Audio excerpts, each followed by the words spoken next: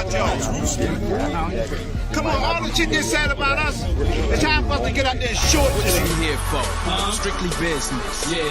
You want a job or get rich? I'm bossed up. I'm bossed up. I'm bossed up. I'm bossed up. I'm bossed up. I'm bossed up. I'm bossed up. I got boss in my IV. Just check my ID, and that's why I be the HNIC. People despise me. My services ain't free. Ain't trying to hear your story, homie. Cop me, no please. In high school, corner, quarterback. Nowadays, corner, quarter sack. Keep that on the low. Rappers turning into rats. Try snitching on themselves. DEA ransack. Yes. What's good? What's popping? You boys are in the building. It's a football Friday. And you know, we live. Lit and we live. Special football Friday. Shout out to Mini Me. Today's her birthday. 24 years old. Come on, man. Harry's gang. Absolutely. Yeah, 24. Yeah. Turned 24 today. So shout out to the baby. Not the baby, but you know, it's always. Hey, it's always gonna be the baby, man. You know what I mean? Always gonna be the baby. Always. Let's get. I want to touch on something real quick. We were talking backstage. We were talking about the UConn game. So I want to talk to one camera. Okay. Go ahead and get him. That's a New York thing. I can't get in between. Right. Cam, brother, all you had to do, he did this whole Instagram post about Paige Beckers and her old ass playing basketball, and she's been in college for 6-7 years, and all that silly shit. Cam, all you had to do was 2 seconds of research. You ain't had to waste a whole lot of time, just 2 seconds. 2 seconds, Cam. And you would have saw that Paige has only played 4 years of basketball. She tore her ACL in 2022, so she missed the whole season. So this would be her 4th season of playing basketball. So if you're gonna do the journalist and to being a sports guy, and take 2 seconds. You got a computer sitting right in front of you, stupid. I don't know why you don't fucking use it. All you had to do was type in Google the Paige Beckers, look at her stats, and you would have saw she only played 4 seasons. It's very simple. It's really not that deep. Yeah, I just wanted everybody to know that Paige Bucket's disrespect will not be tolerated. No. That was the reason why I did it as well. Like you will not talk crazy about Paige Beckers. We will not. Yeah. We just will not do it. Will not tolerate it one bit. Not one bit. And see, that's how you know. That's how you catch people, right, Bill? How you catch people in the lies that they be telling. You know, a lot of people come up here. Oh, I watch basketball. I watch women's basketball. I watch women's sports. I love women's sports. I'm a supporter. Yeah. And then do dumb shit like that. There you go. But that's going to be the theme of today. Just numbers. Do numbers lie, or do the people who present the numbers to you lie? I love that question. That's pretty much where we're going to go with this, because football, basketball are the two biggest culprits of this. The people in media where they'll present a number to you, and they'll give you something with that number, and you're supposed to go out into the world, and then you start talking crazy to people without context to the numbers. Very true.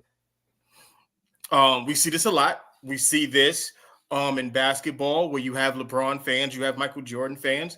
LeBron fans will tell you LeBron scored 40,000 points. Most ever in NBA history. That's what they say. But he's only scored 2. Let me just get this. Let me get my trusty notes over. I said, if you're gonna do this, but you gotta have the numbers, the truth to back it up, Cam. So let's go to LeBron Ramon James. I know this is a football show, but I told you football is a little light, so we gotta mix in other sports with the football. Mixing and matching, it's all good. It's all good. Y'all like it anyway. Y'all like to bitch and moan in the comments anyway. So we're going to talk about all this. And by the view numbers, y'all clearly like it. So, oh yeah, and shout out to everybody who showed their ass last week coming through. Appreciate that. Absolutely. So, LeBron Ramon James, and his 40,000 points. Because the argument is he a good a scorer as Michael Jordan? Yada yada yada. Only two players in NBA history have scored 3,000 points in the season. That would be Wilt and Michael Jeffrey Jordan. Mm-hmm. Okay. LeBron has only led the league in total points one time. He's only led the league in scoring average one time. Where Michael Jordan has done it, well, pretty much his entire fucking career. Mm. Keep going. You can keep cooking. Mm-hmm. Absolutely. It smells good in here. Yeah.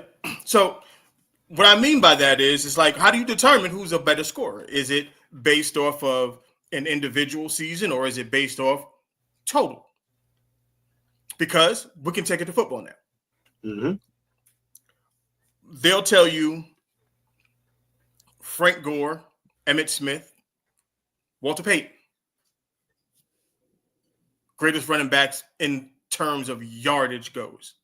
Yep. Because they have more yards than Barry Sanders, of course, and everybody with common sense will tell you Barry Sanders is the greatest running back we've ever seen. The numbers won't tell you that, because I believe Barry Sanders is fourth all time. Yes. In rushing yards total. But let's dig a little deeper into these numbers. I did my own little bit of research. Mm-hmm. If you take Barry Sanders played 10 NFL seasons. 1, 2, 3, 4, 5, 6, 7, 8, 9, 10. Emmitt Smith played a total of 15 seasons. So, if I was to take the numbers and go from year 1 to year 10 with Emmitt Smith, just to compare it to Barry Sanders, Emmitt Smith played 2 more games total than Barry Sanders, but somehow ended up 2,300 yards less than Barry Sanders. And these are things that we talk about. It's not the amount of time that you have to do something, it's what you do with the amount of time you have. Yep. And by all accounts, Barry Sanders was the most productive back in the amount of time that he had. Another back that people seem to miss when we talk about this. One Curtis Martin. Look, I'm just looking at his name too. Curtis Martin has done a lot of work over the time frame that he played. But he gets overlooked because numbers without context, it kind of skews things, because you look at someone like Frank Gore. Frank Gore went, let's count how many seasons. 1, 2, 3, 4, 5, 6, 7 seasons where he didn't have 1,000 yards rushing. This is true. 7. And then he had a few seasons where he just eclipsed it. Not to say this is not an indictment on him. It's just that when you play 17 seasons and you amass the amount of yards that he did, it thrusts you up into the upper echelon of running backs. But we overlook one glaring thing about running backs. How many yards do you average per game? Frank Gore averaged 66 yards a game. 66. For his career. Yep. It goes up and down, per season. But for his career, 66 yards. Barry Sanders was at 99. That's almost 100 yards a game. So when we're talking about numbers and how people can lie to you based on these numbers, some of the things you have to dig a little deeper to understand this stuff. We'll take a guy let's go to Curtis Martin. Curtis Martin, 83, basically, we'll say 84 yards a game. It's a lot of yards. And production-wise, Curtis Martin doesn't get credit for what he did in the NFL. Because we're talking about a dude who had 1,400 yards in 10 seasons. Or 14,000. My bad, not 1,400. 14,000. 90 tugs. And 90 tugs. Yeah. And the only season he didn't rush for 1,000 yards was his last season in 2005. Yep. Everything outside of that basically was 1,100 to 1,200 yards or better. That's what he did, but he doesn't get the recognition of doing what he did. Do you want to know what's interesting when people talk about numbers? Mm-hmm. They never bring up attempts, they never bring up carries, they never bring up receptions, etc., etc., etc. So when they talk about LeBron, they never bring up 3-point percentage. They never bring up true shooting percentage. They want to bring up, oh, look at his field goal percentage. Look at his field goal percentage. We all understand why his field goal percentage is high. But before you get to cooking, I will also add to it what they'll say about LeBron is like, oh, well, he shot 1,200 less shots than Jordan at a certain point, yada, yada, yada, when he passed him. Like, that sounds good. It sounds good when you hear it. Like, oh, he took less shots. But you don't count for the fact that he shot 8,000 threes. Interesting point, man. And before I let you go, I'm going to let you cook. They shot the same field goal percentage. Go ahead. They did. But that's an interesting point. I'm glad that you bring it up, though. Reason being is because they love to hate on that. While they love to hate on that while you use that logic against them, right? Oh, well, attempts. Look at the shots. That's interesting. Okay. So when you have other players that amass large numbers of yards or large numbers of points with less attempts, that would make them greater in their logic, right? Mm-hmm. Okay. So the reason why people will consider Barry Sanders the greatest is because he did what he did while barely breaking 3K carries. Yes. 3K touches. Everybody else, including everybody's favorite. Oh my God. Ding, ding, ding. Emmitt Smith, right? 4,400 touches. It's a lot of touches for a running back. Mm-hmm. Yeah. Emmitt barely amassed 3K. Everybody else in the top 10 is well over 3K, by the way. Now, hold that point. Yep. Because a lot of people will sit up here and tell you that LeBron is the greatest because he achieved such a feat taking less shots than Jordan. True. That's interesting.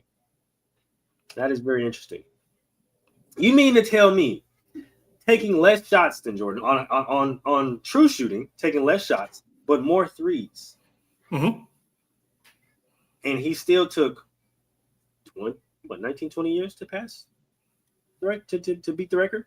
Not only that, took 15, 16 to pass Jordan. Mm-hmm.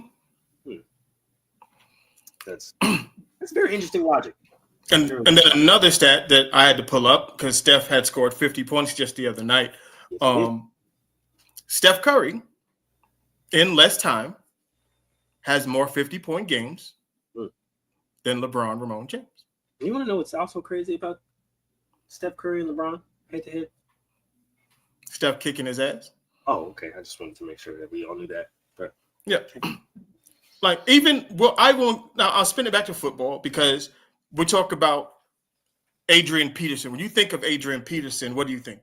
He's like one of the greatest running backs of all time, right? Yeah, he's a really great running back. Absolutely. See, that's a narrative that has been given, that's been force-fed us. Yeah, absolutely. Definitely. For quite some time.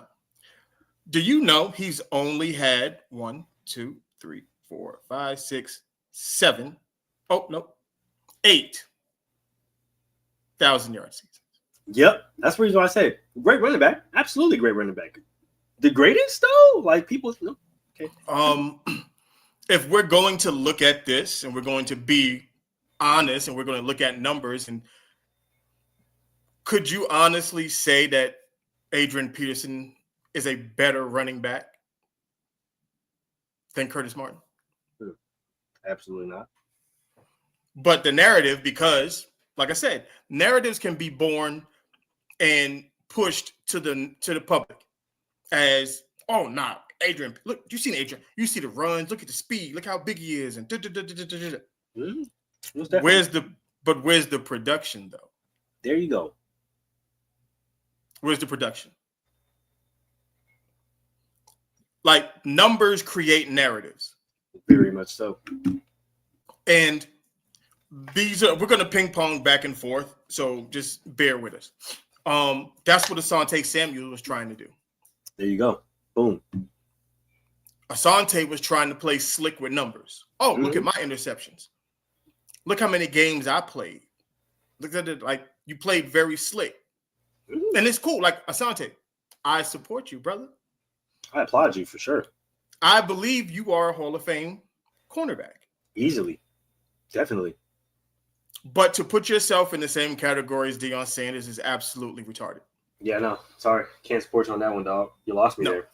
Absolutely retarded. Like, you do not belong in that conversation at all. And then we bring in, let me pull up Asante real quick. I think I already have him up. Right. I got him right here. Yes, I do. See, what happened, what he wanted to do is, oh, well, I had multiple seasons with 6 or more interceptions. You did. And you know what we're going to have to do? Hold on. Because this is another thing. This is why I'm going to have to I'm going to have to fucking figure this out. I should have took screenshots of this. So, because he called himself Mr. Pick Six, which is absolutely ironic and crazy, because Deion Sanders has more interceptions than you. I mean, and touchdowns, more interceptions for touchdowns than you.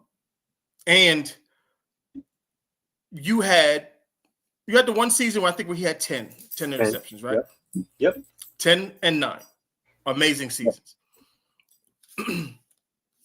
But numbers can also be very misleading, because in order for you to get 10 interceptions, that means you was getting thrown at a lot.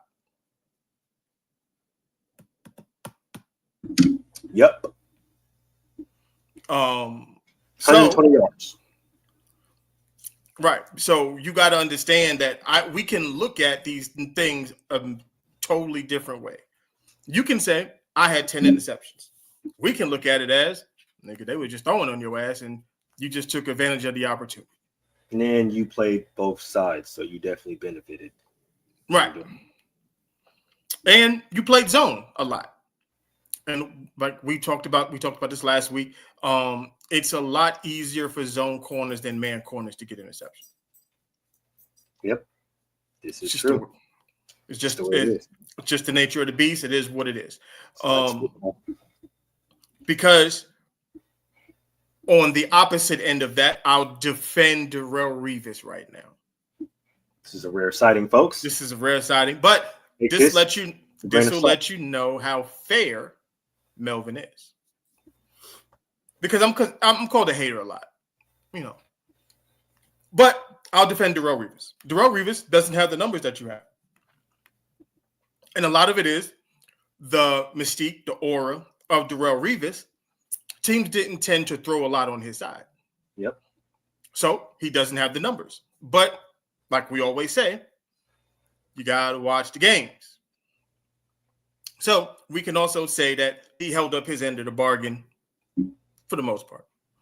Can I pull up tape of him getting cooked and all that shit? 100%. Most definitely. Do I believe he's in the conversation with the Champ Baileys and the Rod Woodsons and the Charles Woodsons and the Deons? Absolutely not. No. Good corner, though. Like another guy. who doesn't get the fanfare, but the numbers won't support him to be in these conversations, Patrick Peterson. But if you watch the games, you understand how good Patrick Peterson is. Now, Definitely. when we speak, then you get the Nick Wrights of the world, you'll get the Shannon Sharps, you'll get, I'm gonna get to Dan Orlovsky right now, because Dan Orlovsky, who I hate, I don't know how mediocre to bad quarterbacks get on television and then talk about quarterbacks as if they're an authority on quarterbacks. Yeah, kind of bothers me. You get off, but okay. So Dan Orlovsky gets in front of a camera like he does on ESPN and says Shedeur Sanders is the hardest quarterback for him to evaluate ever, because 75% of Shedeur Sanders, you have to throw it out the window, because he only completes 74% of his passes because he only throws the ball 3 yards downfield. Oh, okay. Go ahead. Yeah, Go ahead. So Melvin has to do a little research, because I'm like, hey, doesn't make any sense to me, because I watch Colorado games. I'm in Vegas. We got a lot of Colorado Buffalo home games, and I'm a Michigan guy. So, I'm in college football. I'm always old. I'm tearing down, and I'm a Dion guy. So I'm like, this doesn't make any sense to Melvin. So Melvin does his research. That's what a Melvin does. Do you know there's only 2 quarterbacks that average yards per attempt that was higher than his? And it wasn't by much. Cam Ward, 9.2 yards a pass. Mm-hmm. Jackson Dart, I think, was at 10.1, which is crazy.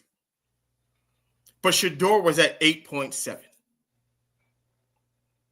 Now, last time I checked, the NFL doesn't really throw the ball downfield like that. So if a motherfucker, let's just say he goes, this will be my second part of this. Let's go to NFL. I am going to go to stats, because, we like to do the right things here. Oh, do you know what the average downfield pass? Not downfield, but the average per play that the quarterbacks were in the NFL. Let's just run them down real quick. Joe Burrow, 7.5. He had the most yards in the NFL last year. Jared Goff, 8.6. Baker Mayfield, 7.9. Geno Smith, 7.4. Sam Darnold, 7.9. Lamar Jackson, who they say does not throw the ball downfield, 8.8. Patrick Mahomes, who they swear throws the ball downfield, 6.8. Aaron Rodgers, 6.7. Justin Herbert, 7.7. Brock Purdy, who they say has no arm whatsoever, 8.5. Kyler Murray, 7.1. Bo Nix, 6.7. Matthew Stafford, 7.3. Big arm Josh Allen, 7.7. CJ Stroud, 7 on the nose. Jaden Daniels, 7.4. And they called him a check down Charlie. Caleb Williams, 6.3. Kirk Cousins, 7.7. Jalen Hurts, who they swear only runs the ball 8 yards a carry, 8 yards a throw. So if we're looking at this and we're talking about quarterbacks, I think Shedeur is about where he needs to be if he's gonna play quarterback in the NFL. Do you want to know what is so funny about that? Do you want to know what is so funny about that? Because I could have swore. Excuse me if I might be wrong here, but I could have swore. Google is definitely our friend. Could have swore Tom Brady won 7 Super Bowls. Throwing 6 and 7 yard passes? Being a check down king. Now, like Mel said, we like to do our Googles over here. We like to do our research. Go ahead, because Mel gave you the current quarterbacks in the league. Mm-hmm. Oh, you want to go in the past? Current quarterbacks. I'm going to go ahead and give you the all-time leading passers. Okay. Let's go. You ready for this? So, as we know, Tom Brady is the all-time leading passer in the NFL, right? Mm-hmm. That's the football league. All right, now, that's crazy. What did you say Shador's average yards per game is? That would be 8.7 yards to throw. 8.7. What is that? Oh, Mel, get the heck down. Damn. So you mean to tell me the greatest quarterback of all time, his highest is 8.6? And when it comes to yards per game, this is the greatest quarterback of all time, folks. He's only had four games where he's averaged, or 4 seasons where he's averaged 300 yards passing. Hold on, because I do you guys better. Terry Bradshaw, because my brother put this in 7.2, and that's with Lynn Swan and I can't remember the fucking other receiver name. I'll do you guys one better. One Peyton Manning. Peyton Manning had 1 season where he went over 9 yards on average. 1. Mm-hmm. Jim Plunkett, 7 yards a throw. He had 1 season where he went 8 yards per average or per throw. Right, John Stewart. 8 yards per throw. This is Peyton Manning here, guys. Now, remember, since everybody wants to talk about it, right? Going downfield. Oh, this is a big league, right? We have the big flashy name receivers that can run down the field and catch the ball. Really? Because this is the time where he had Marvin Harrison. It's the time where he had Reggie Wayne. It's the time where he had Dallas Clark. It's the time where he had Joseph Adai. So he has all of these weapons and still 6.5, 7.8, 7.7, 7.6, 7.1, 7.5. Now, let's go ahead and look at the years in which he won a Super Bowl. No, is that 6.8? Can I add? Look, even Patrick Mahomes with Tyreek Hill, his best season was 8.8. Isn't that crazy? Did you know that Peyton Manning's last Super Bowl win in 2015? It was his actually one of his lowest yards. The year he threw for 5,000 yards and all that goofiness. What was his yards per? Let's look at this. You see, when y'all talk, we listen, and when he had that was that what 50 some touchdowns, some crazy shit like that, right? Mm-hmm. Oh, sorry, here it is right here. So when he had 49 touchdowns. Yeah, that was the 1 season in which he averaged. Oh, actually, no, wait. Sorry, excuse me. 5,400 yards, 55 tugs. Let's take a look. Oh, wait a minute. Guys, somebody's lying. Only 8.3.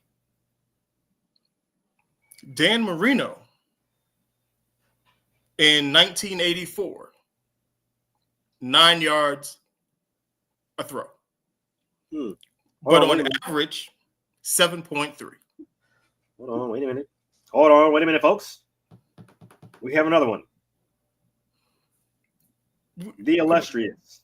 Let me go to the. You going to the GOAT?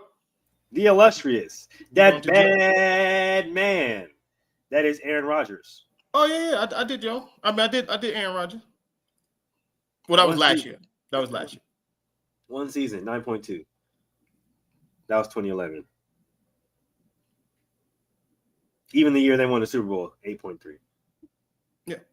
Mind you, he's never went over 9 after that, guys. Never went over 9 after that. Joe Montana did it 1 time. 4-time MVP. That was 1989. Like, so we're putting 9.2 yards a carry. Didn't do it after that, and won 4 MVPs. Yeah. Dan Orlovsky. Why are we on television lying? And it's crazy because if you watch the games, you see how many times he's thrown the ball downfield to Travis and Jimmy Horn Jr. and DeJounte Wester and Will Shepherd, and like you've seen it. Like I don't understand. And let's just say you're right. That 75% of his passes didn't go over 4 yards. Mm-hmm. Okay. So you trying to tell me that the other 25 he was throwing it 90 yards a fucking clip? This is interesting. Because that's the only way you can make up the difference in what we're looking at. Wait a minute. Because the year, hold on, wait. Because didn't a certain receiver that everybody likes to classify as the greatest play in Detroit with one strong arm Matt Stafford? Yes, he most certainly did. Isn't that crazy? Okay. Matt Stafford's never won over 9. No. Not even once. Triple Crown winning Cooper Kupp with Matt Stafford.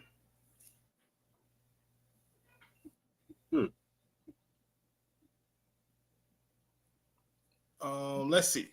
Come on, guys. It's right here. 6.9? 6.9? Let's see. Will Shepherd last season. What do you think his yards per reception was? Probably 17, 18, around there. That would be amazing. No. 13. That was my first guess, but I gave him 13. 13. Let's go. Let's see what Travis Hunter did per catch last season.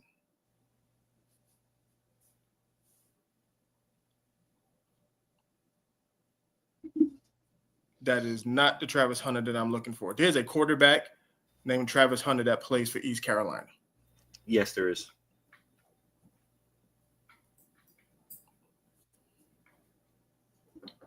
Or that used to play for East Carolina. Okay. Where is Travis? Receptions.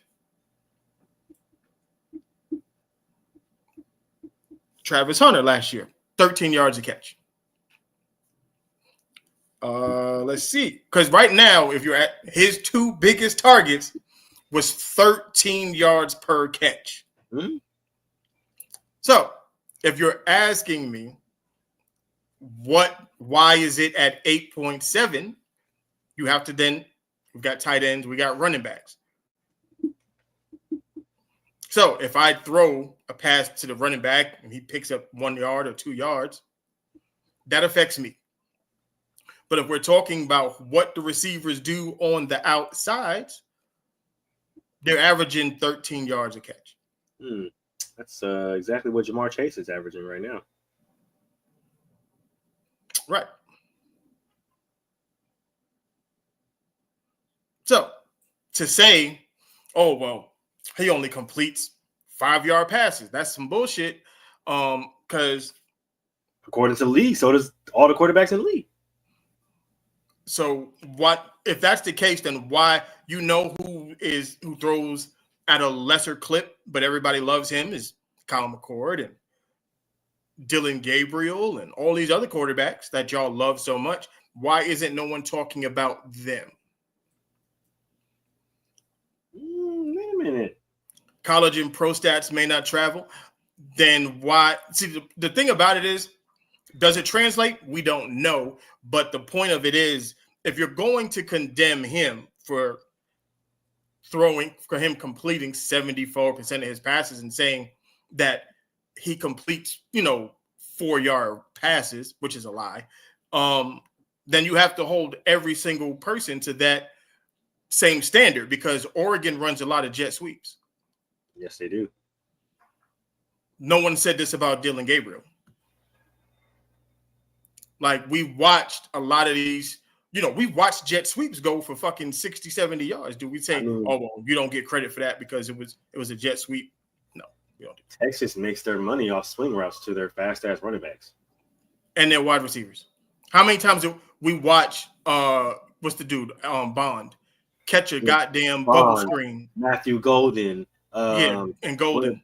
The blue kid, last name Blue, like they'll catch a bubble screen and go boogie on people. Like, we've seen it. Quite literally, jam up the sideline like nobody's like. Come on, what are we talking about here? Now? Because at the end of the day, don't you want a quarterback that can make the right throws? That's all we're saying. I think you do because Triple Crown winner Joe Burrow completed 70% of his passes, only averaged 7.5 yards. Okay, right. Dylan Gabriel is not. He's not, and then but that's my point is this: he completed less than what Shedeur did, because we're in a space right now where they're going to say Shedeur isn't athletic enough to play quarterback, which is crazy to me because these are the same people that said Lamar Jackson is too athletic to play quarterback, so he needs to change positions. They wanted to see if he could make pro reads and pro throws. Now, Shedeur is here who can make all the pro reads and make all the pro throws.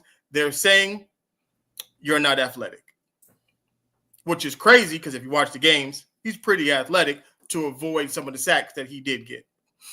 All I'm saying is that they're moving the goalposts based off numbers and bullshit when it comes to Shedeur. What's crazy is when it comes to Shedeur, I love the moonwalking. I love how niggas like to pivot, right? Because Ben Roethlisberger, not athletic at all. Literally thrived off not being athletic and just being a big ass quarterback that people bounced off of. Mm-hmm. People loved it, right? But now quarterbacks have to be uber athletic, right? Uber athletic. That's what you're telling us. But you literally just said a few years ago that Lamar Jackson was too athletic, too fast, doesn't throw the ball to play quarterback. I just seen Shedeur's pro day today. Yep. Looked pretty athletic to me. Looked pretty fucking athletic to me, if I must say so. Right? I don't know. Him running in his respective touchdowns, right? Like Mel said, avoiding the sacks that he's avoided, right? If you don't think Shedeur's athletic, see this is how I know. This is how I know niggas don't watch film. If you don't think Shedeur's athletic, I challenge you to go watch any game, right? But go watch, in particular, the game against Colorado State. And look at how poised and athletic he looks in the pocket and tell me that's not an NFL quarterback. See, I think a lot of it comes from, one, they don't want Dion to be right. That's number one. Oh, not at all. And they have to talk about someone. Like, someone has to get the bullshit. And why not Shedeur? Mm-hmm. You know, because all of a sudden there's a kid from Canada that they think, oh, well, he can, don't be surprised if he gets put in the first round. Jackson Dart is shooting up the draft boards. Kyle McCord, everybody. They're saying they're saying that Shedeur and all of these quarterbacks are in the same group and Cam Ward is in a group by himself. And if you think Shedeur Sanders, Dylan Gabriel, Jackson Dart, Kyle McCord, Will Howard, who else is coming out? What's that bum from Texas? Quinn Ewers. Tyler Shug. Tyler Shug. I talked about him last week, JC. I watched film on him, probably about 2-3 hours of film. He's really not that good. He's got 3 NFL wide receivers. 3. And told you, what's the kid that the transfer from Alabama? God damn it, we talked about him though. Ja'Cory something? Ja'Cory Brooks. Thank you, Ja'Cory Brooks. Ja'Cory Brooks is going to be a monster in the NFL. He's going first round. If he doesn't go first round, because like I said, he's probably not going to go first round because he doesn't have the same. He doesn't have the name of the other guys. Of course. But believe me, he's going to be like Nico Collins. He's going to be a kid that you draft mid-round, but he's going to turn into a superstar. Ja'Cory Brooks is nice. Nice. I wouldn't doubt if the boy went first round. No, he might be a steal in that. No, Ja'Cory Brooks is a steal. Brooks is a steal. 6'2", 190, elite route runner, good hands, fast. I said it, and we're gonna bookmark this. Whoever gets Ja'Cory Brooks, they got to steal in the draft. And there's two other kids that were on Louisville, that wide receivers that are their NFL, and the tight end is an NFL, Redmond, NFL tight end. But Shug, he's got the size. I think he's like 6'4", 6'5", 230. He's big.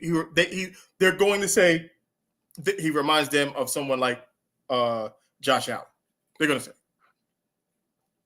But he's got NFL talent around him. He looked as good as he did because of the guys he had around him. So, but I'm not drafting him high. I'm not doing that. That's crazy work. He's solid third, fourth round. Yeah, if that. If that, honestly. So. Yeah, if that.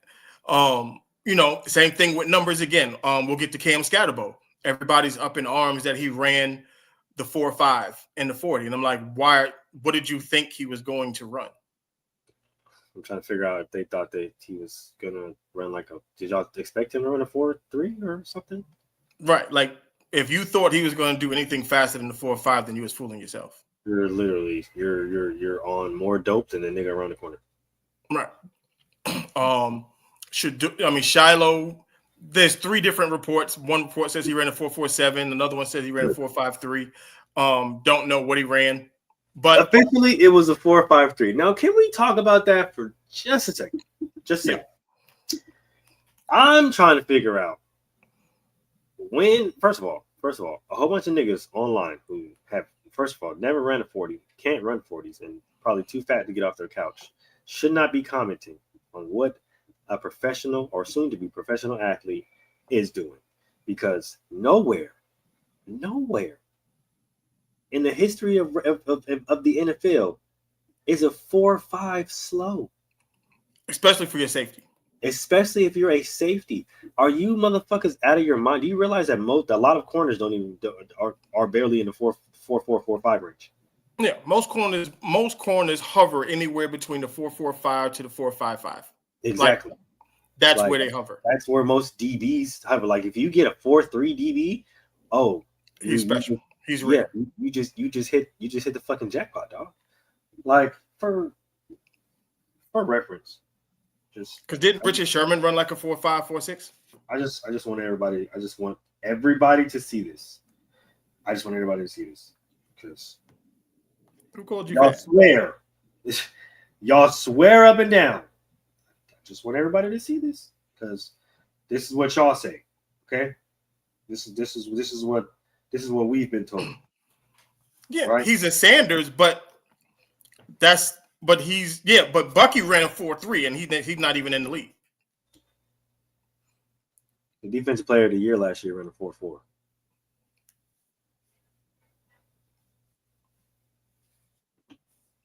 What we talking? Let's see. I know Richard Sherman, defensive player of the year last year, ran a 4.4. What are we talking about here? Hold on, because I can keep going. Richard Sherman ran a 4.56. Isn't that crazy? He was one of the best corners in. Okay, hold on, and he played receiver first. Mm-hmm. Hold on, because I'm not y'all. I got something else that I'm about to cook y'all with in just a second. I gotta pulling this up real quick, because y'all think this is crazy, right?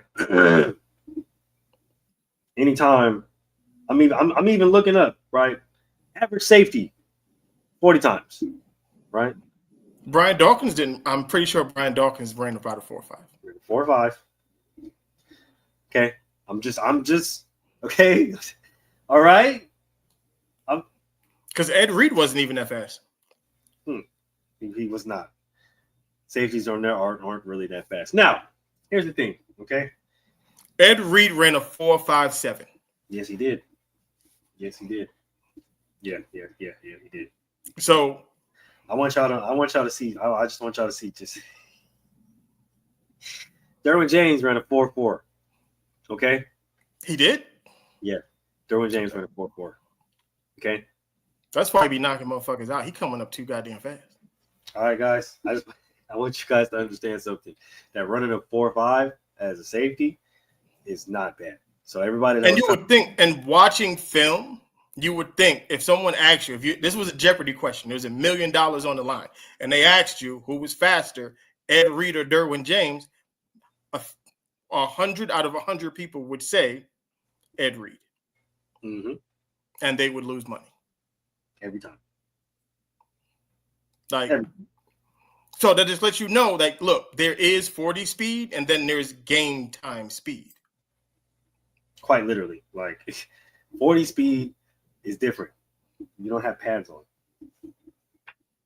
Of course, and niggas is flying, right? Right. But when you have pads on, you slow down just a little bit more. Just a little bit. No, it's not even that you slow down. It's just that some guys just play faster on game day. Jerry Rice played faster on game day. Jerry Rice played. I want y'all to understand something real quick, okay? I want y'all to understand something real quick.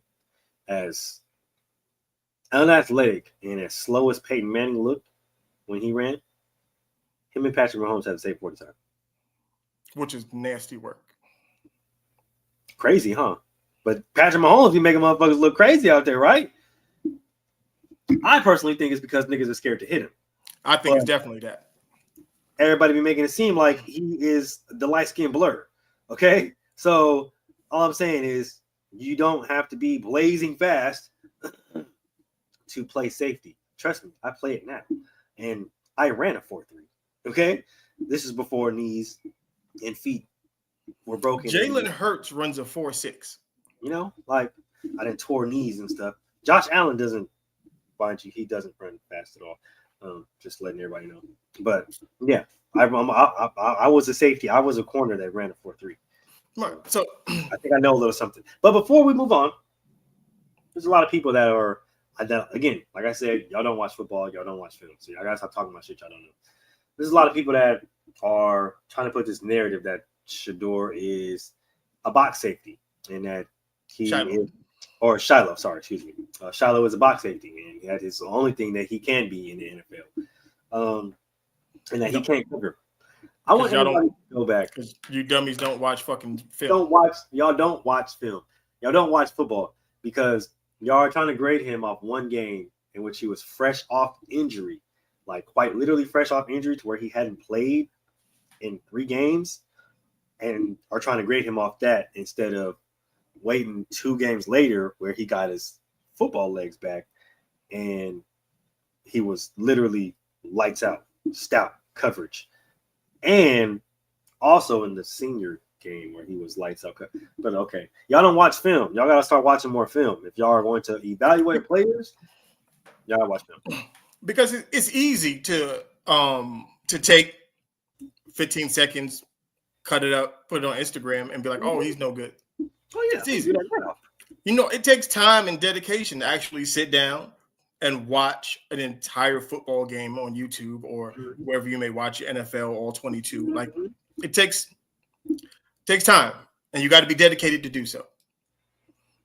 So, and understand, and you got to know what you're looking at when you're looking at it. Yeah, because a lot of y'all don't know how to watch film. Because if you understood play recognition, first step read, and all of those things, and then you look at Shiloh play the position of safety, if you listen and then listen to the announcers when they're talking, Shiloh's always around the ball. Wherever the ball is, Shiloh's there. Why is that? That is play recognition. That is understanding games. Shiloh is very intelligent at the safety position. So watch the game, watch the film. Like I said, all this works out for me as a Raider fan anyway. So y'all can act as dumb as y'all niggas want. Yep. We'll take it. Yeah, as long as Shador and Shiloh end up in the black and silver, guess what? Melvin's happy. Mula just happy. Yep. I will be buying jerseys that day. Oh, yeah. I don't even buy NFL jerseys, but I told y'all I will buy Shador and Shiloh's jersey and put them bitches in the frame the second they get drafted. Immediately. 100%. Mm-hmm. I have a Michael Jordan Wizards jersey and a signed Allen Iverson Philadelphia 76 jersey. I have one football jersey. I have no football jerseys. And that is the only football jersey that, I don't know. I might get another one. Honestly, I might buy a Marshawn Lynch jersey, but that's besides the point. But the only football jersey I have right now is the GOAT, Charles Woodson. Okay? Look, I am still a Commanders fan, but part of my move to Vegas was I wanted to root for the home team. Only time I rooted for the home team was when I was in Maryland and got to root for the Redskins. See, there you go. Now, I do have a few basketball jerseys, all right? I do got a throwback 45, not a 23, 45 Michael Jordan jersey, okay? I got 2 Steph Currys and a Draymond Green. I got to get a Steph Curry. Hey, put that TMP jersey signed, and it's going up. I'm telling you, when I get the man cave, actually, I need that number 80 TMP jersey.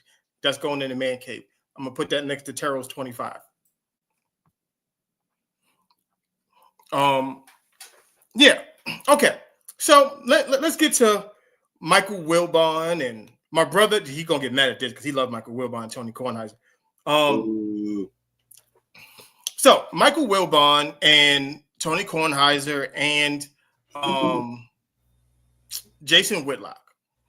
See, Whitlock been on my good side, but he came back. He turned the wheel back on my shitty side. Fucked up.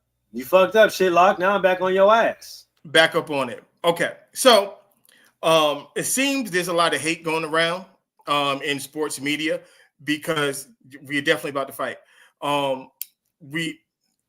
Sports media is upset with Stephen A. Smith. There's a lot of people mad at Stephen A. They hate the fact that he got this $100 million contract.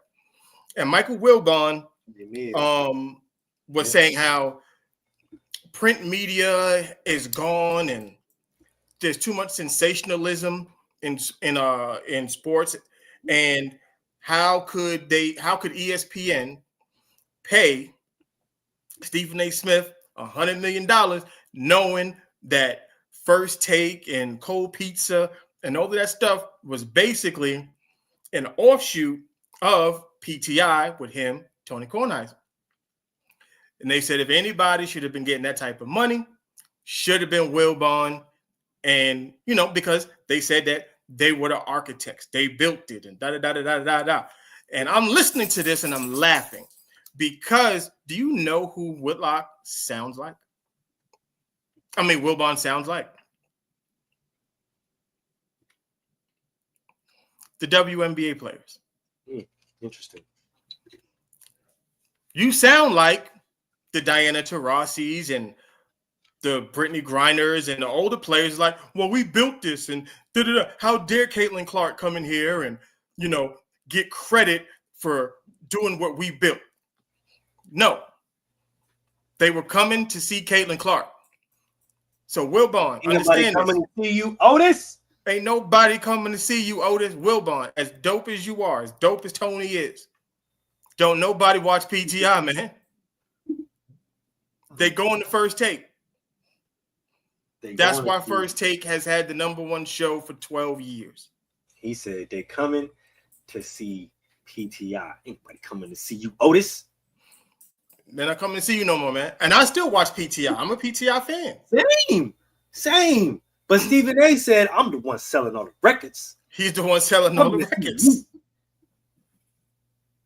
Temptations, okay? David Ruffin. All right? Don't know. They don't watch Molly. Look, I'm gonna block you. Don't do that. They don't watch Molly. She about to get kicked off that show any goddamn way. She's not. That is the last person they watch, bro. I promise. Right. So I watch Molly. Right. So the new audience doesn't want. We talked about this last week. It's hard for this new generation to watch Tony and to watch Wilbon and absorb the information that they're going to give you. It's great information, but I am a purist of sports media, and I like pure sports. So when they break down what they break down with baseball and hockey and golf and football and basketball, these young kids, these young adults, the social media era, their attention span is not built for that. Unless you talking crazy, they don't want to hear it. Thank you. That's the biggest factor. That's why you niggas lying. Why everybody getting on television lying today? I don't understand. I don't know. Because first you got Orlovsky and all these other clown ass freaking analysts, right? Ex-players is hating on Shador, talking about he only throws 4-yard passes. Y'all niggas lying. Now you got Wilbon. Bro, why are y'all lying? Cold Pizza and First Take and Pete, they're nothing alike.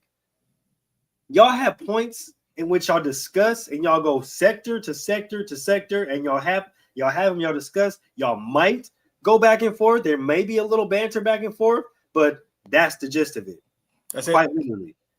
First Take is a debate show. Quite literally, it's a debate show. He's had random ass people up there to debate him. Yep. He's brought on multiple personalities, multiple analysts, whether they're boxing, whether they're football, whether they're basketball, whether they're women's basketball, whether they're baseball, to debate him. And every single time they pose a question, even if it's not his expertise, he will go at them for some sort of debate, because that is the point of the show. Yeah. And and I'm gonna get to another part of this, but I'm gonna stick here before we move on. Times have changed. Okay, print media is not a thing. You sound like the old nigga, get off my lawn. That's what you sound like. Hey, you kids, get off my lawn. Like, you can't. If you don't adjust, don't complain that you didn't adjust. That's quite literally what happened. You have to adjust. Sounds like all the NFL owners with the tush push right now. But it's funny you say that, because I knew he was going. Trust me, I already know. Because Mulich, come on with it. You my brother. And we say this all the time. I don't know when it's going to sink in to people. In the middle of last season, this past season that just ended, and the year before, did we not have the conversation of probably need to get rid of the tush push? Oh, we did multiple times. And they was like, until there's medical evidence but we gave reasons on why, and it was medical reasons. It was, one, if a 300-pound man is trying to stop 600 and 900 pounds being forced upon him, no diddy. ACLs, MCLs, break, patella tendons. You can do a lot of things to the defender, because if we're talking about player safety, where does player safety come in for the defender in all of this? And extensively, actually, we did. And lastly, I'm gonna add on this tush push before you go, if you want to go on it. In the rule books, they say, at least on the defensive side, you are not allowed to use another player as leverage, because that's what happens on field goals. If you watch field goals, you can't leap over someone, use them for leverage. You can't do any of that. Nope. So isn't the quarterback using, or the offensive line using, the quarterback and the running backs or tight ends or whoever it may be for leverage? Because you literally called it the tush push. Yeah, no, that's quite literally what they're doing, because the O linemen are creating the first initial contact, right? And then you have the fullback or the running back. They create second point of contact, quarterback, third point of contact. And then you have a nice little fourth point of contact behind him that's pushing him into the end zone. Right. So if you're going to say that the defense is not allowed to use those type of things, then I think you should flip that around and make that a rule, which I'm pretty sure it is. They just haven't enforced it. You cannot use leverage on the offensive side of the ball. Just doesn't make sense. Yeah. And I think that if they are going to take away the tush push, that is 100 first take is definitely Dallas Cowboy LeBron James channel. 100%. But there's a reason for that. And that's going back to what we were saying is like, if we're in media, because they were mad that Wilbon was mad that, oh, well, all they do is, comb social media and do this. Like, you find the hot button topics and you talk about it. Like, in order for you to be relevant, you must talk about what's relevant. Like, that's just how that works. Like, so Wilbon and them, and I get it. Like, we've had the same conversation here on this pod about what's good for us and what we're going to do as far as a pod goes. Do we, do the debates and yell and do all that other stuff, or do we want to give some type of analysis and breakdown to the stuff that we do? So what are the Jets doing wrong? The Jets are doing everything wrong. The Jets are being the Jets. That's what they're doing wrong. We have to give them time because Aaron Glenn is he's building that team out in his image. But I do find it funny that Woody Johnson came out and said that they had this really high grade on Justin Fields coming out of college, but they didn't draft him. That's crazy. It's absolutely crazy. But all right. Yeah, it's actually wild when you look at it because they drafted a quarterback in that draft. And shout out to my man Zachariah. He gonna go out there and he gonna go take to his job. I'm gonna tell you that right now. Crazy, but I don't understand the coaches that come out and say stupid shit after. But y'all do your thing. Do you think? Let me get to Marcellus. About that, just before we move on about the last. Mm-hmm. If it's not congratulate, it sounds a lot like hate, bro. Nipsey said it best, big dog. Like, if it's not congratulations, it sounds a lot like you're hating. And I know a lot of people are going to come out here, oh, they're not hating. I know y'all probably going to come, oh, we're not. It sounds like you're hating, bro. So congratulate the man and move on, bro. You feel me? Like, yeah, because but the problem is like when someone like Stephen A gets the $100 million contract, everybody else should be happy. Like, okay, Stephen A has set the fucking bar. We're going. See, what you're doing is, and this is why I said I don't like when black men do this shit to each other. Because what happened is you end up hurting yourself. Because if Stephen A gets $100 million, that means Shannon Sharp can get 100. Wilbon, if you still want to keep rocking out and doing this, guess what? You can probably get that. Then we got the Emmanuel Achos, we got the Shadys, we got all of the black people that are doing sports content on these shows. The median has moved up. What you can ask for now goes up. It's like when quarterbacks set the market for each other. So take this as a bonus and just move on forward. And he's working on his own network. And he's doing that. Don't burn a bridge. Because I'm trying to build him. Dog. Look, wait, I'm trying. Look, nephew Josh. Look, the We Rich hoodie is in the mail. I'm just waiting on it to get it. Like, come on, bro. Like, don't. Come on, bro. Like, don't put a wrench in your plans, man. Don't throw a wrench in the engine before it's ready to turn on, man. You know what I mean? Right. Like, black people. Let's get I got this as well. $13.2 million. Ryan Day, 12.5. Dabo Sweeney, 11.5 million. Dan Lanning, 11 million. Steve Sarkisian, 10.8 billion. Lincoln Riley, 10.1 billion. Kellen DeBoer, 10.25. Deion Sanders, 10 million. Bill Belichick, 10 million. Look at that list. And I don't think did Kalen DeBoer, someone help me out here. Did he lead his previous team to the playoffs? Or I can't, but everybody else has got some real accomplishments on their resume. Deion, I believe, is 13-12 at Colorado. And I know many, Colorado was the worst program in the history of college football. No one had ever accomplished what Deion has done in taking over Colorado. They won one game and okay, I get it. 13-12. He's getting paid like he's all of these other teams. Okay. Now, Deion Sanders getting paid $10 million is grossly underpaid. Literally underpaid, but it's okay.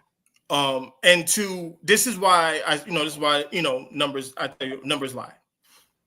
The amount of money that Deion Sanders has generated for Colorado is insane. It's insane.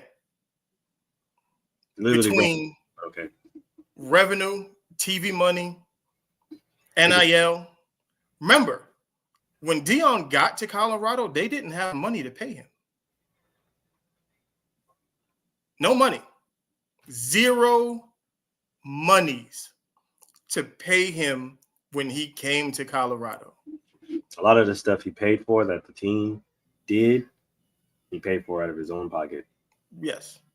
So the fact that all of a sudden Colorado has $10 million a season to pay him should let you know all you need to know.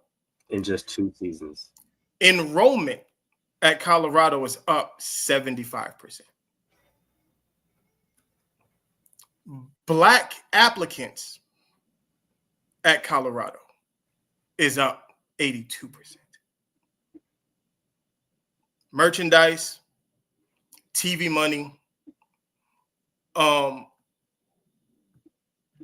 tickets paid on the value, not the record. Yes, exactly. He brings too much value to the state of Colorado. Like they did an economic report on the impact that Colorado football has on the state of Colorado is ridiculous. That is nasty work right there. Yep, absolutely. They are. That is nasty work. Yes, they are. But yes, we are. You did. And it's only going to increase. Like the amount of money that Colorado is going to make is going to be insane because it's only going to get more popular. And if this team goes out this year and they can win 8 to 10 games, it's only going to get better because I think they have like the second most nationally televised games going into next season. Mm-hmm. Like all they have to do is stay competitive. People realize that, right? Mm-hmm. Like they just have to stay competitive. I want everybody, because he said, his words, not mine. Look at this list. That's what he said. I want everybody to go back and look at that list and name me anybody else outside of the clear national champions on that list, and tell me who deserves to be paid just like they do, just like how they need to be paid. Because apparently nobody does, unless you win a national championship. But there's only 2 or 3 coaches on that list that's won one. Everybody else ain't. Let me see. I'll pull it up. Let's see, and we can. I know I've seen Dabo on there for sure. 13.2 million. I know Lincoln Riley in there. Ryan Day, 12. Let's see. Kirby Smart, okay. We got Ryan Day. He just won one. He just won his first one. Dan Lennon ain't won shit. Dan Lanning ain't won shit. Sarkisian ain't won one. Link ain't won one. Let me see. Kellen DeBoer ain't won none. Kellen ain't won one. Bill ain't won one. I mean, Bill Belichick just came from the NFL, so. Yeah, like, that's what I'm saying. Like, there was only legitimately 3 prior to this year only 2 national championship winners. But we are. I mean, why is Ryan Day getting paid $7.5 million? Dabo hasn't won a fucking national championship in how long? Since Deshaun Watson was in the league. All right. Dan Lanning ain't won. All he do is talk. I was to say, all he don't even talk. All that man do is yell, turn red. Yep. Sharkeesian, like you said, nothing. Ain't one shit. Link ain't one shit. Lincoln, nothing. Kellen DeBoer, he just said Alabama. Alabama just got money. Yep. Alabama just threw money at him, and he said yes. So Bill just got there. If we're going to talk about anything, it's just like Dion, his value to Colorado is absolutely insane. Quite literally insane. The name of Dion. The brand of Dion of primetime is insane. It's Notre Dame pays everyone well. Well, I mean, it started back in the day. That's how they got, all the black dudes to go there. I mean, but shit, you don't see Marcus Freeman name on that list. Yep. Like because I'm still like Rocket Ishmael. I'm not. Y'all paid Ricky Waters. Y'all paid a lot of money to get Ricky Waters to go to Notre Dame. Oh, most definitely. Let's get to Marcellus. I'm still lying, Wiley. Is this it? What that boy Selly Sell say now? Had to be a character, Uncle Shay Shay, and 2,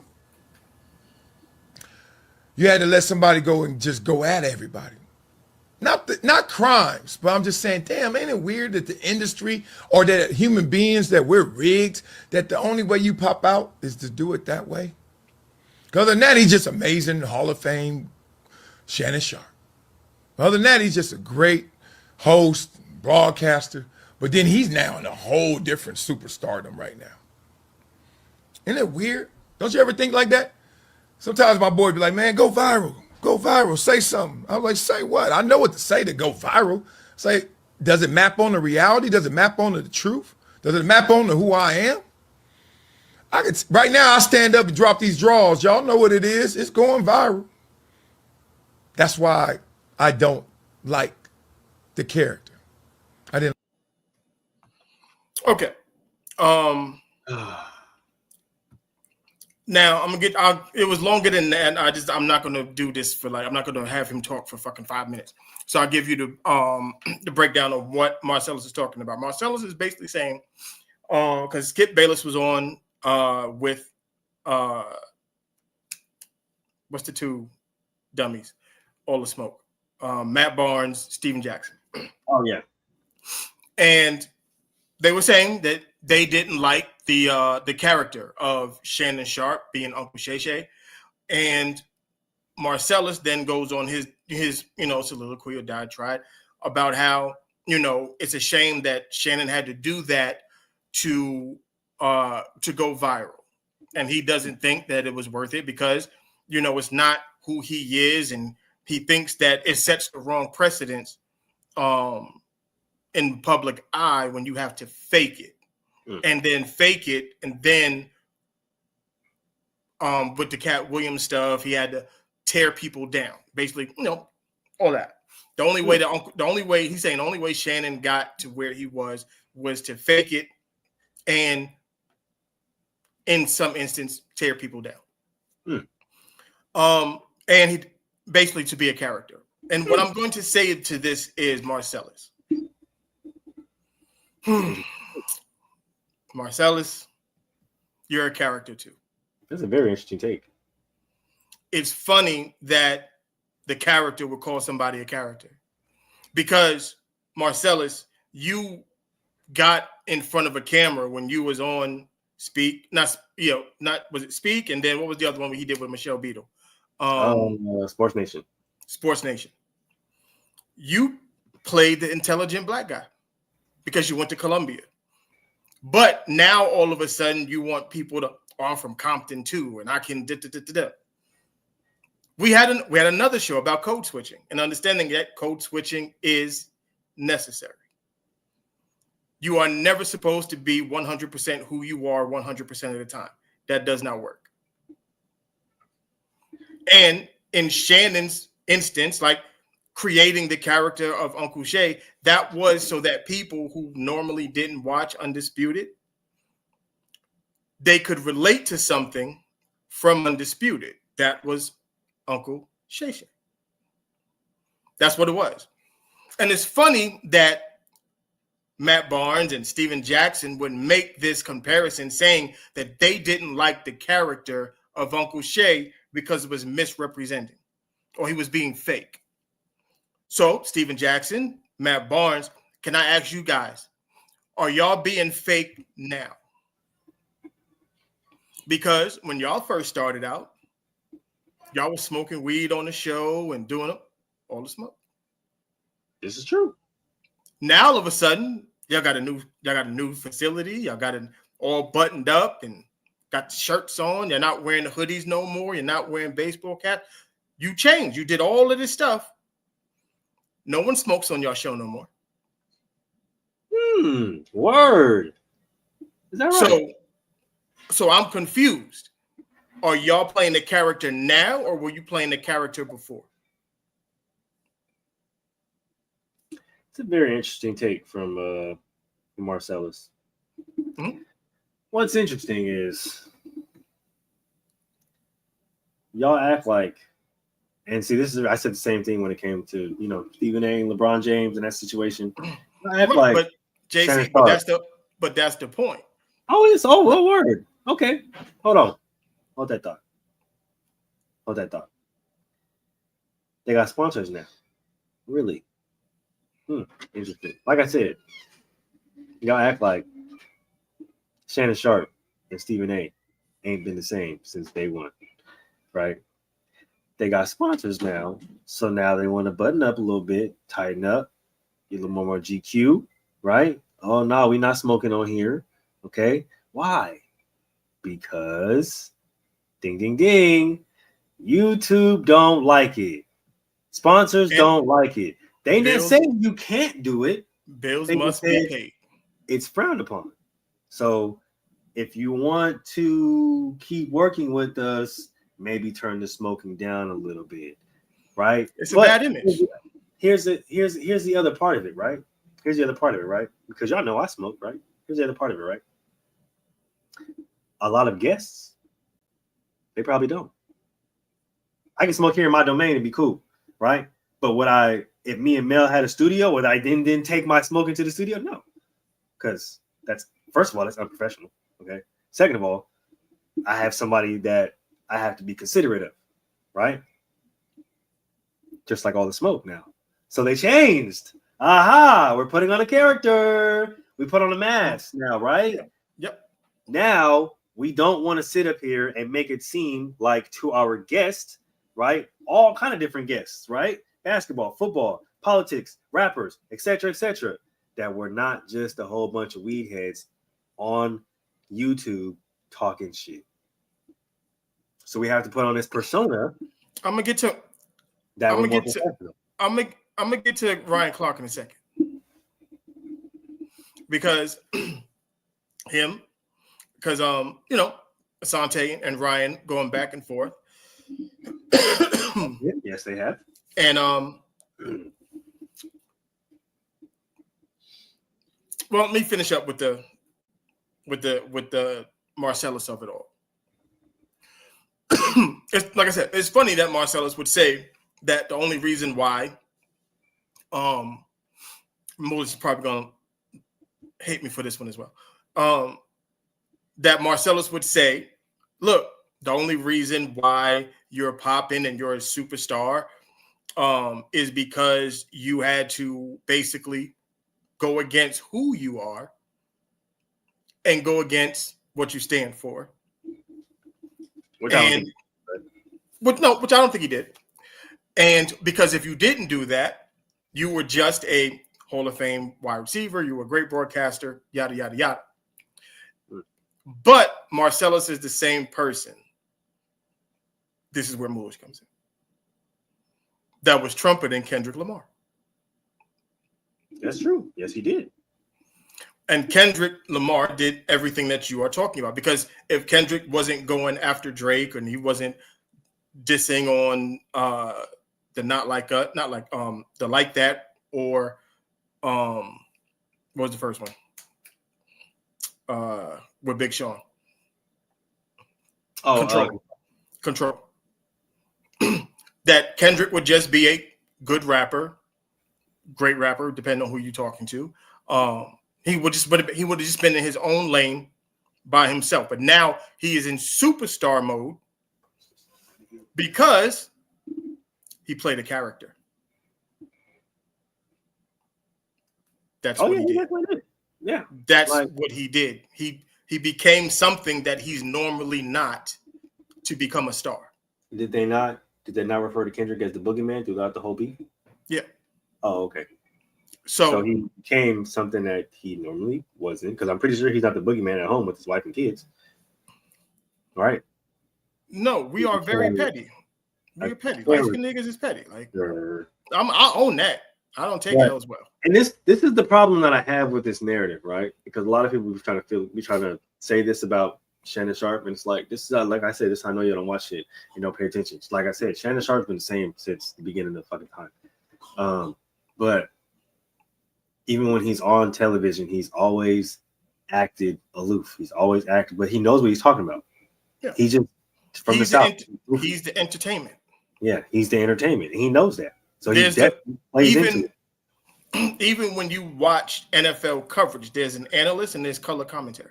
Yeah, there's analysts, there's color commentary. This is the reason why they have those, because every single time you have, I know you guys don't understand show business and I understand how, television and stuff works, but they need comedic relief. Yeah.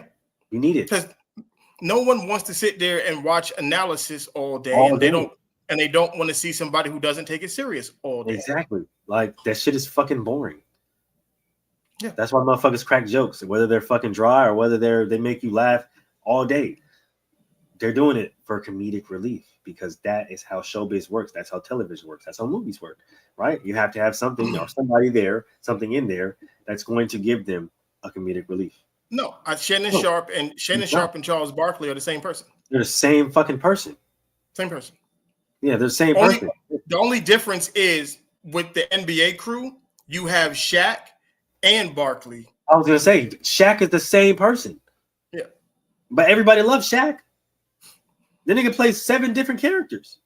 Yeah, he's that's why he's there. He's a chef. He's a doctor. He's an ex-NBA player. The nigga wears more masks than the mask. Like, what are we talking about here, man? But that's the Batman. But this is what happens to people who don't progress in life, because you think you have to be one way all the time, and that's not how that works. Every room you go into, you must conform to the room. Literally. And you see that a lot of the times, right? There are special people that make the room conform to them. Julio Jones retired 3 years ago. I was gonna say Julio Jones been retired for 5 years, but there are special people that make the room conform to them. It doesn't happen all the time. It doesn't happen. It's very, very rare. You change when you get into the rooms until you can change the rooms you in. Until you change the rooms you in. And that's the beautiful thing about Shannon. Everybody's saying he's put on his character. Everybody's saying he's put on his persona. No, he's not. That nigga walked into the room exactly who the fuck he was back in the day. And guess what? Everybody's sitting up here. Lakers in 5. Lakers in 5. Stephen A, Molly, the producers in the back, ESPN posting it. Like, that's the beauty of it. Mm-hmm. And was himself, and everybody loved it so much, they started to act like him. And what you have to do is you have to separate yourself from the pack. And how do you do that? By being different. There you go. There it is right there. There it is right there. You think Shannon Sharpe didn't know way back on Undisputed when he busted out the backwoods and busted out the hen dog with you think he didn't know what he was doing? Yeah. You know what it is? You know what the biggest problem of this?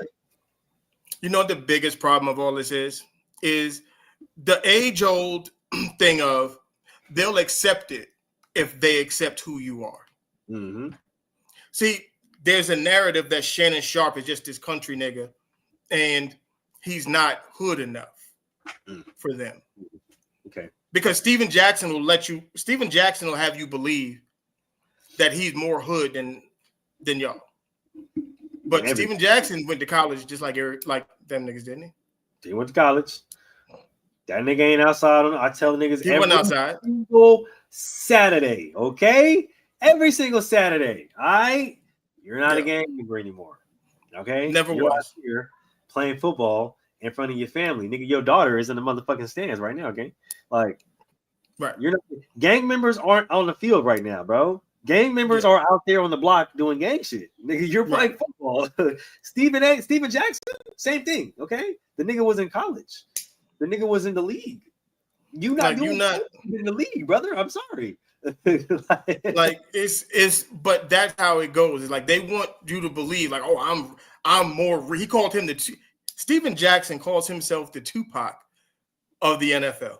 I mean, of the NBA. Want to sit up here and tell you all the rough and tough stories about how they went out to the club with all their teammates and their homeboys and got into a fight and they then got beat up and had to. They homie pulled out the blick or somebody pulled out the blick or passed them the blick because you know them niggas don't travel with no motherfucking gun, nigga. And somebody got passed. Oh yeah, my homie, feel me?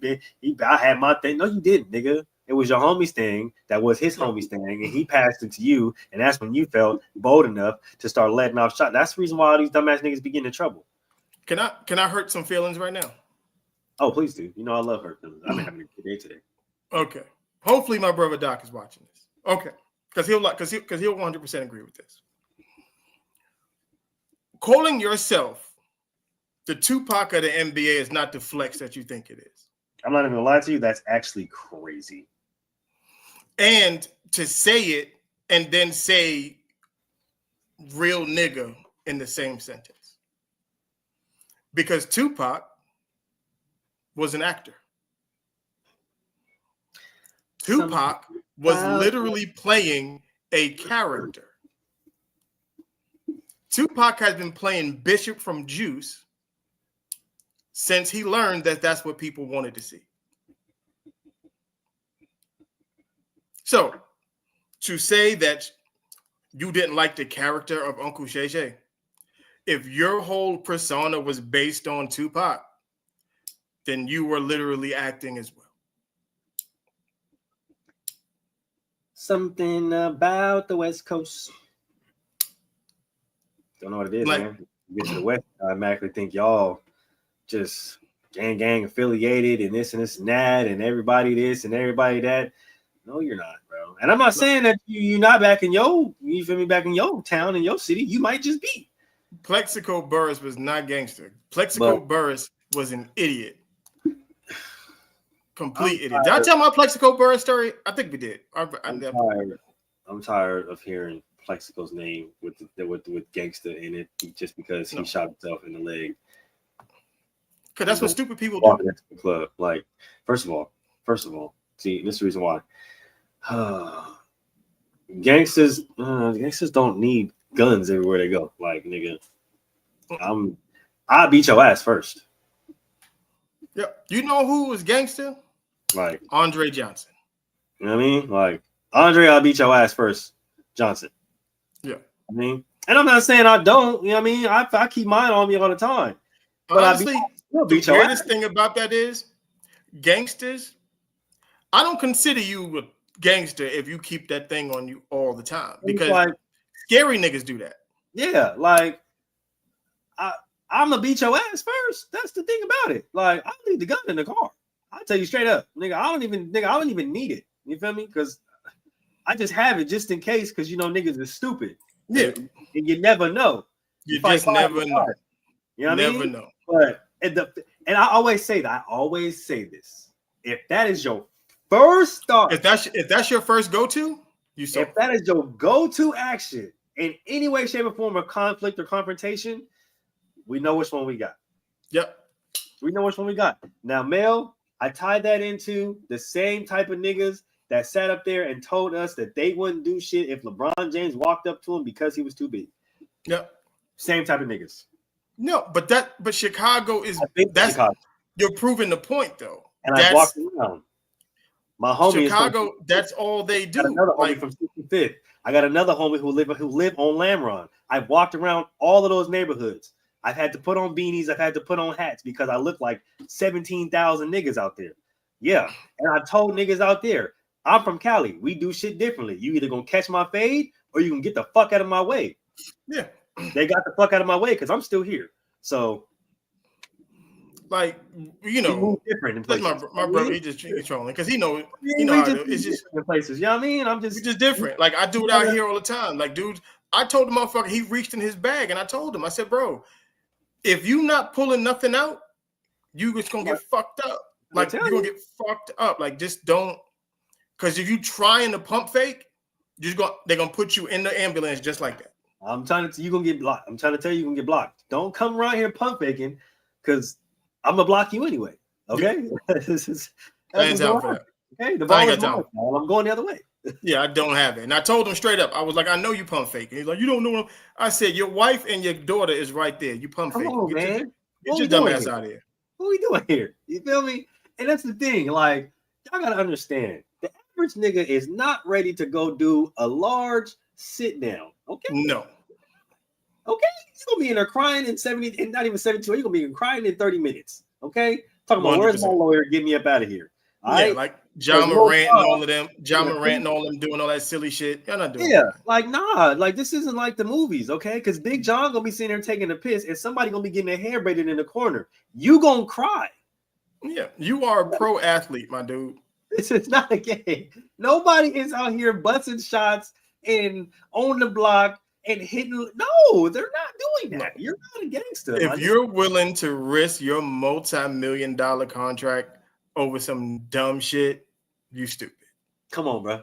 Come on, bro. Y'all ready to go to jail over what? Y'all ready to do life because you want to be hard and want to be tough, and you got the bang on you everywhere you go? Yeah, just to get locked up. Just to get your stupid ass in prison. And now what? Now you ain't got no millions. Now you ain't got no women. Now you ain't getting no. You feel me?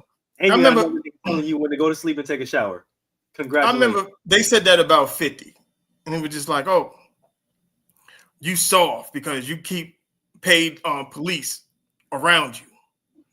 It's like multi-millionaire, but I'm not gonna shoot you. You know how much that nigga's gonna shoot you. You know what I'm worth? Why would I go to prison when I'm worth? What? Do you see this, bro? I pulled up in a Maybach in which I wasn't even driving. I had a driver. Okay, like I got a 45K rollie on. All right. You want me to get at? You want me to get at up because you stepped on my shoe? Because you're upset. That'd be a crazy part about it. Because you're upset. You want me to crash out so bad that I end up behind. You're stupid. You're right. Stupid. You're stupid. Because there's no way. Why would I do that? No, I'm calling the authorities. I'm calling 911, nigga. Like what are you talking about? What? 911, 911. Yeah. Hello? I'm not playing with you. I have some crazy black people. Because you want me to act stupid so you can sue me, but I'm not going to do all that. Exactly. No, I'm calling the police. No. Yeah, I'm calling the authorities right now. Authorities, okay? Then 911, the Elroys, the Federales, okay? They will be here. All right. Yeah. People think like y'all don't get it, though. Some of y'all just don't get it. When you get to a certain level, it just you got to think.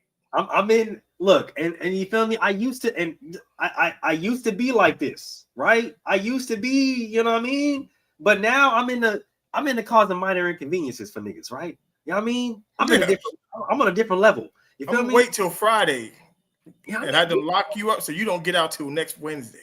You feel me? Like I'm the type of nigga that's gonna spread Legos in your driveway type shit. You feel me? Like I'm gonna go in and I'm gonna pay your son to take out all the power buttons on your remote. You feel me? Like I'm that kind of person. You feel me? I'm gonna go have the police knock at your door and start asking you random questions just because that is me now. Like I ain't got enough time to be crashing. I got 3 kids. I got a wife. I got a beautiful house. I got a dope job. Like no, why would I? I got time for that. You're going to jail. But first, before you go to jail, you are going in your sock. That's what's going to happen. Jail. To prison. Okay. All right, I'm gonna feed your dog X-Lax so he can shit all through your house. brother. I'm putting a potato in your tailpipe, and I'm putting sugar in your gas tank. That's what. Hey. Like what? I'm not. No, we're not on the same level. All right, yeah. Now we're about here, JC. We get because, like I said, it's Mini Me's birthday, so I gotta make her dinner and all that good stuff. Any last words before we get up out of here? Hey man, y'all know what it is. Really dope show today. Like the numbers last week. Make sure those keep going. Make sure those go up too. Last week was fire. Everybody who came through last week, crazy You know what I mean? work. Crazy keep coming. We're gonna keep bringing y'all this dope ass content. Y'all already know what it is. Make sure y'all see Basket on Monday. We got a really dope show for y'all. Gentlemen's Talk on Wednesday. PVT up coming at you on Thursday, and then we doubling back on Friday inside the huddle because you know we're gonna be talking that ish. Don't forget Geek Gauntlet podcast with my co-host Steamin' Willie Beeman tomorrow 7 p.m. Pacific Standard Time. Do not miss it. Everything, comic, games, nerds, video, whatever. Okay, we're gonna see y'all next week. Yep. See you next week. Shout out to everybody who was in the chat. JC and his goofy self because he had time today. Clearly, he had time today. Doc, Dre, everybody. Like, subscribe. Everybody hit the damn like button on the way out. Leave a comment inside the chat on YouTube. Appreciate it, man. Appreciate it. Like I said, last week, 145 views. Turned up again today. We're gonna have some fun with it next week. We got a couple more weeks before the draft.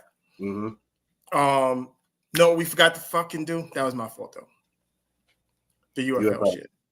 I had all the UFL stuff ready to go, and I totally forgot. Too. It's all good. We're gonna open the show with that next week. Don't worry, we got you. We'll definitely open up because I want to talk about the rules, the rule changes and shit. We talked about it back and forth. I want to get into that stuff, but UFL stuff definitely next week. That'll be week 2 for them.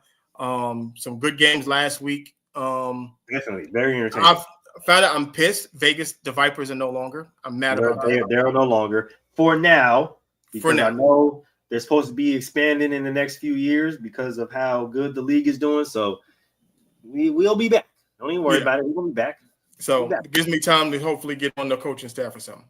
Yes, sir. All right. So with all that being said, y'all have a good one. Appreciate everybody for coming through. Keep coming through. And we up out of here. You know what we got to do. Yeah, come on, push your button. Push the goddamn button. Push the goddamn